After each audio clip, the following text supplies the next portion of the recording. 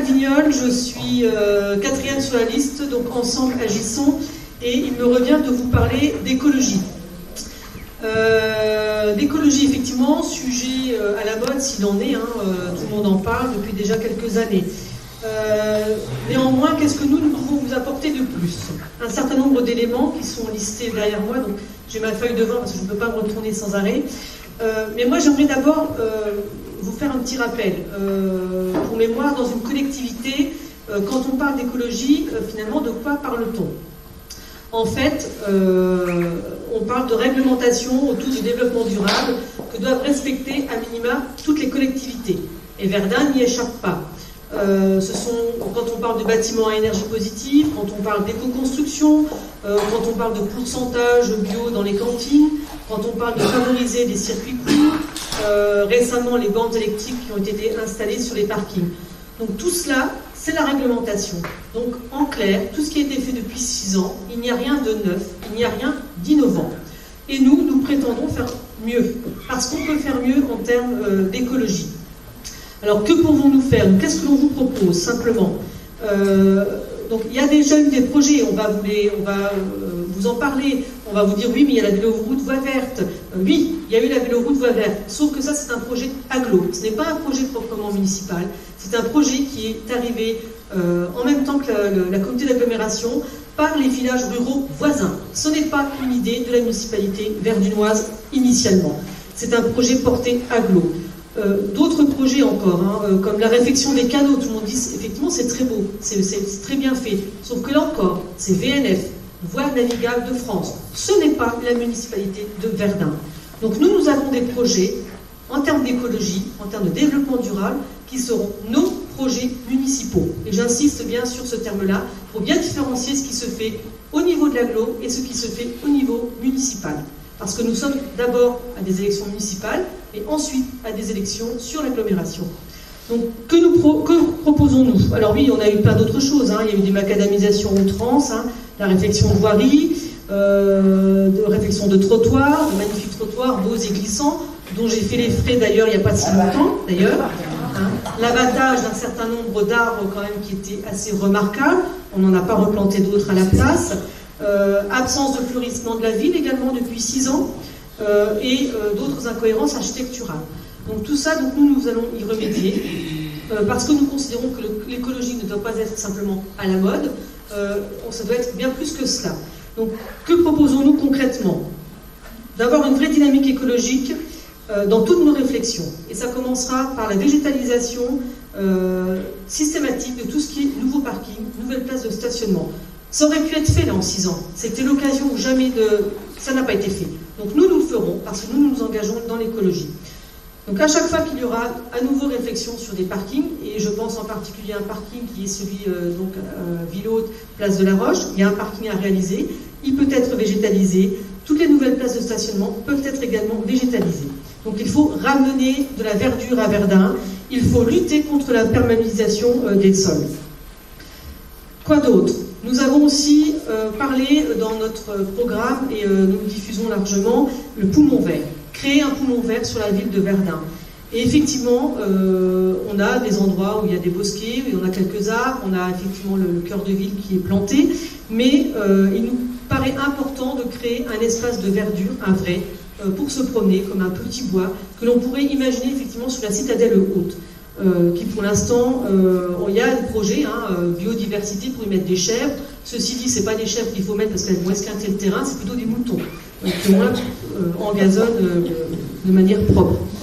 Donc un poumon vert sur la citadelle haute, effectivement, on a un espace qui est important, qui peut être un espace de promenade, de balade pour les Verdunois, qui ne peuvent pas aller sur les extérieurs. Et dans ce poumon vert, l'idée aussi, c'est d'y planter des arbres que l'on puisse, qui puissent être les arbres des Verdunois. Donc c'est de se dire un arbre pour chaque naissance verdunoise. Après, on peut imaginer plein d'autres choses au travers de ce poumon vert, mais l'idée c'est là, c'est celle-ci. En tous les cas, c'est d'avoir notre espace de verdure. Nous en avons un autre d'espace de verdure en cœur de ville, c'est le parc Jappiot. Notre parc Jappiot, c'est notre pépinière à nous. Il y a la pépinière à Nancy, mais nous on a la nôtre, on a notre parc Jappiot. Et je crois qu'effectivement, ce parc-là, on doit encore le développer davantage et en faire un lieu remarquable, où y mettre des espèces remarquables, que ce soit des arbres, que ce soit du fleurissement, pour qu'il puisse, effectivement, il est en cœur de ville. C'est aussi un attrait touristique pour les Verdunois, pour les personnes extérieures, pour se détendre, pour se planer, pour se promener. Il y a des activités d'ailleurs qui se passent régulièrement dans ce parc Japio. Il faut les pérenniser, développer. En tous les cas, il faut en faire un espace remarquable et le préserver.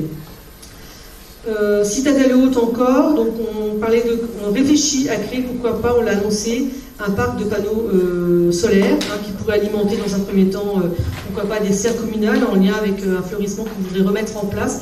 Tout ça, c'est de la réflexion, mais en tout cas, c'est utiliser nos espaces verts existants. Donc la Citadelle Haute, j'en ai parlé, on a un autre espace vert qui pour l'instant est quasi en friche. Depuis X années, j'attends les questions tout de suite, depuis 25 ans, 30 ans, ce sont les casernes Miribel. Il y a des choses effectivement à faire aux casernes Miribel. Je ne polémiquerai pas, je ne parlerai pas du projet actuel, en tout cas qui est dans les cartons. Il est dans les cartons, ce n'est pas notre projet. On verra bien quand nous arriverons à faire ce qu'il en est exactement de ce projet-là, qui pour l'instant coûtera beaucoup plus cher aux Verdunois que ce qu'on veut nous prétendre faire croire, entre déconstruction, dépollution, drac, etc. Et j'en passe et des meilleurs. Donc pour l'instant, c'est quelque chose qui n'existe pas, mais en tout cas qui va nous coûter très cher. Donc cet espace Miribel, il y a des choses à y faire. Et nous avons réfléchi en termes d'écologie. Alors on entend parler des jardins partagés, ça c'est effectivement des choses très à la mode. Nous, ce n'est pas ça. C'est de faire de notre ville une ville, comme l'on dit maintenant, comestible, ou faire en tous les cas des vergers dits urbains. Ce serait un espace public sur lequel on pourrait imaginer effectivement des vergers, des jardins, et les Verdunois viendraient donc entretenir, cultiver, récolter. On est au-delà du jardin partagé, on est sur quelque chose de beaucoup plus important où on utilise les espaces verts.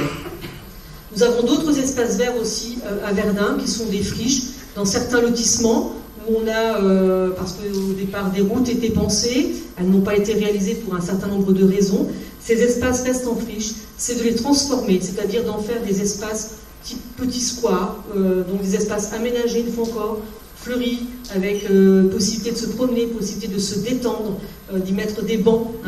Oui, des bancs, il y en avait à Verdun, mais maintenant il n'y en a plus. Vous vous promenez en ville, vous vous accrochez sur les pontons des différents ponts pour être sûr de ne pas tomber de toute façon. Donc là, il faut pouvoir se reposer, se promener et flâner. Une ville est attractive quand elle est belle. Elle est belle non seulement parce que les routes sont propres et lisses, elle est belle parce qu'il y a du fleurissement, parce qu'il y a des jardins éphémères, parce qu'il y a des arbres qui fleurissent, qui défleurissent, etc. Pour revenir au stationnement végétalisé, on ne se salit pas les chaussures quand on descend de sa voiture sur ce type de stationnement. Contrairement à ce qu'on a pu entendre et lire, parce que les feuilles tombent, c'est sale, etc. C'est faux. C'est faux. Donc il y a des espaces verts à Verdun que nous avons décidé d'exploiter, d'occuper. Ça, c'est faire réellement de l'écologie. Ce n'est pas simplement se conformer à une réglementation, c'est aller beaucoup plus loin.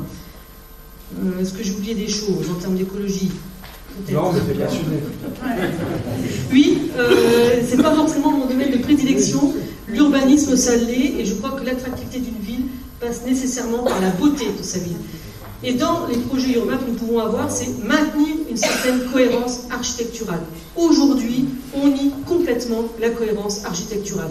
On a des projets, ça plaît, on fait un bâtiment, un cube, on s'en fiche, on ne s'occupe pas de savoir si autour il y a quelque chose de beau et de magnifique. Non, voilà. C'est pas ça faire de l'urbanisme. Faire de l'urbanisme, c'est vraiment avoir une cohérence architecturale du début à la fin. Et quand il y a des projets, et je pense notamment au projet Faubourg qui est évoqué, je pense au projet Ville Haute qui sont évoqués, il n'y a pas de cohérence architecturale dans tous ces projets-là. On fait pour faire. Et ça, c'est vrai que ça dénature une ville, et c'est dommage.